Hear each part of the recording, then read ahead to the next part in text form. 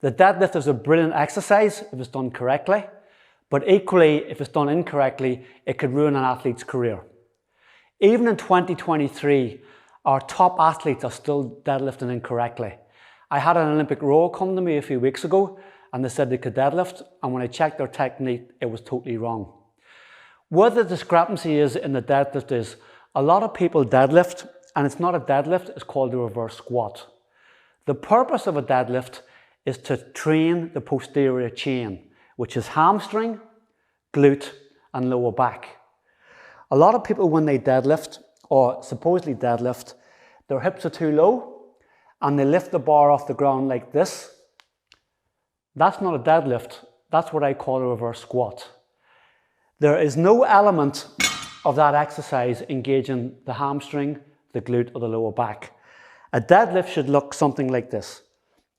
Bar over the foot, right in against the shins, hip as high as possible, arms straight, shoulders slightly in front of the bar, and just pull the bar up the shins into the thighs.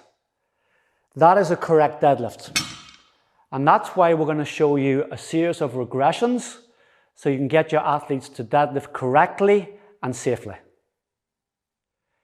If your athlete struggles to do deadlift correctly, then we bring them back, rescale their movement and do regressions. This first regression is called a partial deadlift or a rack deadlift. Now, I love this exercise, and I've used this in the past with my rugby players and especially my football players in the Premiership. The one thing you don't want to do is injure your athlete doing an exercise in the gym. So when I'm cautious with a high-profile footballer, this is my go-to for a deadlift regression. So rack deadlift or partial deadlift, you set the barbell on a rack, or can even be boxes or plates or whatever you have. You make sure the bar starts just roughly above the kneecap. The bar is sitting right in against the thighs, okay? The arms are straight, the back is flat, your core is braced and switched on, and quite simply pull your head forward, and to execute the lift, you just pull the bar up the thighs, extend the hips and hold, and then you reverse. You pull the bar up the thighs, hold and lower. And a great coaching cue that I use, if you imagine my arms, my thighs and my torso as a triangle at the start, you just close the triangle for the lift, and then when you lower the bar, open the triangle. Close the triangle and then open the triangle. The second regression we're going to look at is called the RDL, or Romanian Deadlift. Fantastic exercise for preparing the athlete to get ready for the proper deadlifts, and a great exercise for really enhancing hamstring strength and injury prevention in the hamstring.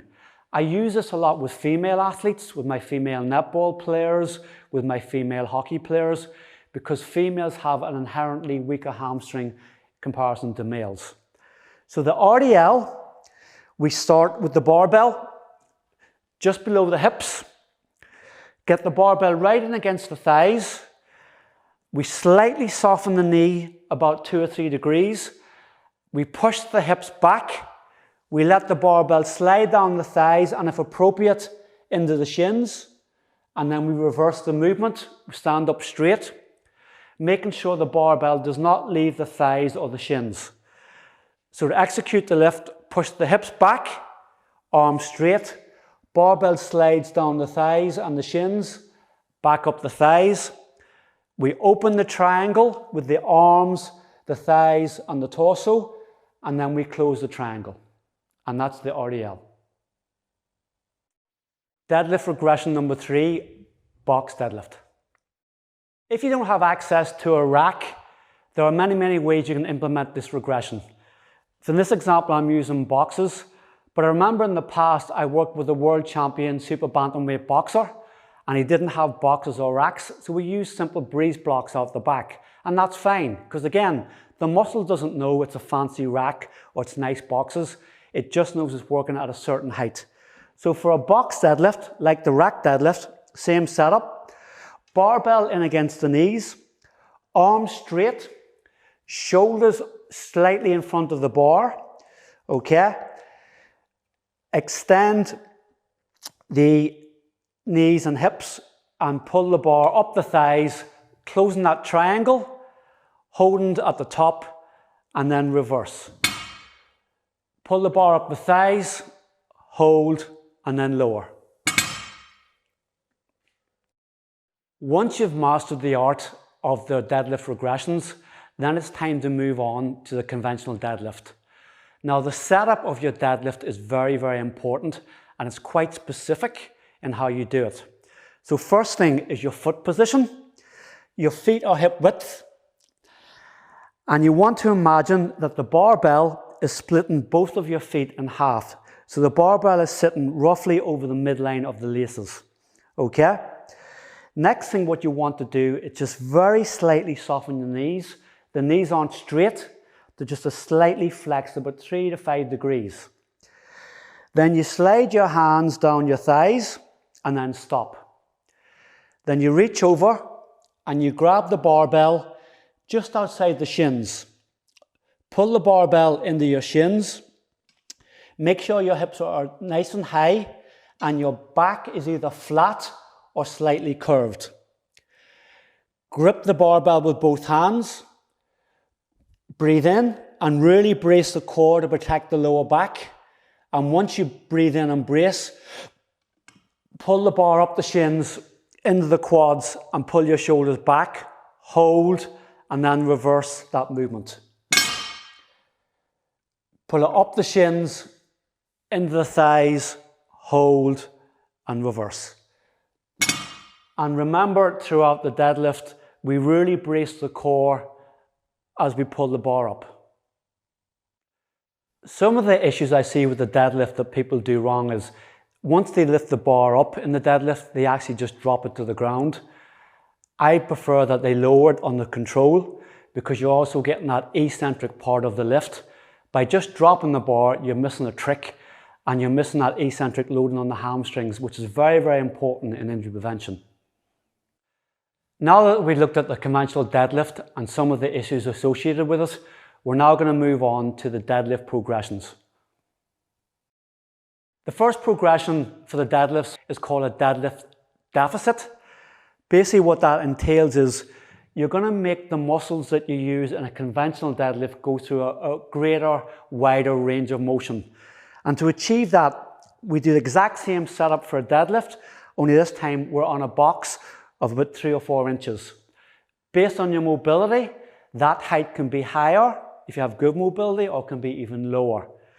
So we set up on the box, the bar is still in the midline of the foot. Grab the bar outside the shins, raise the hips up, pull the bar up, and this time when we lower, we're going through a far greater range of motion to the posterior chain, which is the hamstrings, the glutes, and the lower back. So by putting our feet up in a box, it's known as a deadlift deficit. The second progression in the deadlift series is called a deadlift drop set or deadlift strip set.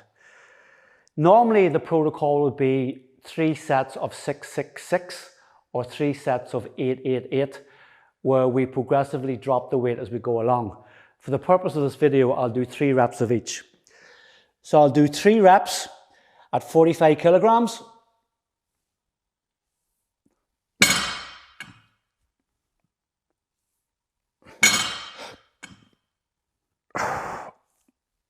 And I very quickly strip the weight. So I'm now at 35 kilograms.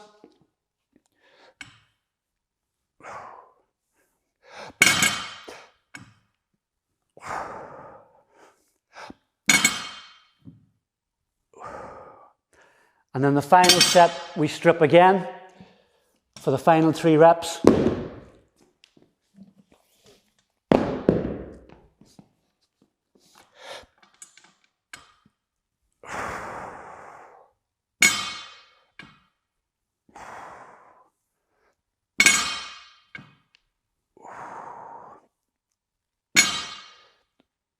So you're exposing the body and the muscles to 3 different loads, and you're going to work to failure at each 3 different rep ranges and get a really good muscle adaptation for the deadlift.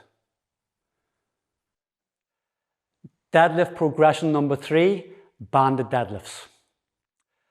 A great way to get more bang for your buck when doing deadlifts or any type of exercise is using bands.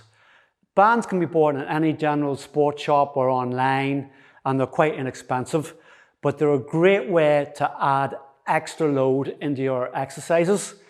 And this is what we call accommodating resistance. It forces the athlete to work the whole way through the lift, and the lift gets progressively heavier while using conventional exercises. And we're going to show you how to use this in a deadlift context. So I have a medium-sized band. Quite simply drape it over the bar, equal distance either side, and then all the athlete does then is just stand on the bar in the normal deadlift position. Then assume the deadlift position. Then as I do the deadlift, the band as well as the bar and the weights create extra resistance. So the higher up I lift the bar, the more the load profile gets heavier. So this bar is getting progressively heavier through the resistance of the band while I'm doing the deadlift.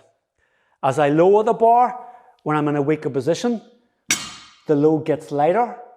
As I raise the bar, when I'm in a stronger position, the load gets heavier, and that's why we call it accommodating resistance for our banded deadlifts.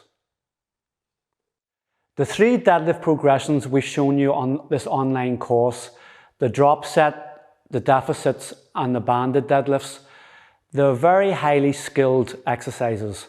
And I would not recommend doing these with your athletes until they've got really good competency in the conventional deadlifts and also the regressions. Once they've achieved a certain level of load and lifting competency, then it's appropriate to start using the progressions. If you liked this video and you want to see more, make sure to subscribe below and don't forget to hit the notification button.